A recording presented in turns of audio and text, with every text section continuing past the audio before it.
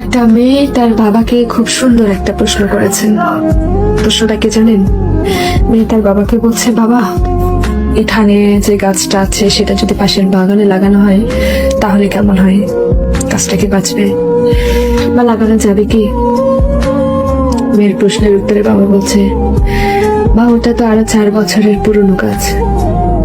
ওই 4 বছরের পুরাতন গাছ যদি নতুন মাটিতে লাগানো হয় তাহলে মানিয়ে নিতে পারবে না, তো সেটা তো মারা যাবে। ওই মেয়ে তার চোখের জল ফেলে বাবাকে বলছে,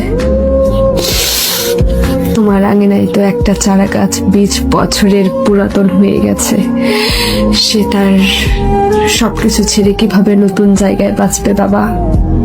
বাবা তখন একটু ভেবে চিন্তে উত্তর দিল, এই শক্তি একমাত্র পৃথিবীতে মেয়েদেরই আছে, তাই তো তারা কল্প বৃক্ষের সমান, যে নিজের সবকিছু ছেড়ে ছুড়ে নতুন জায়গায় মানিয়ে নিতে পারে,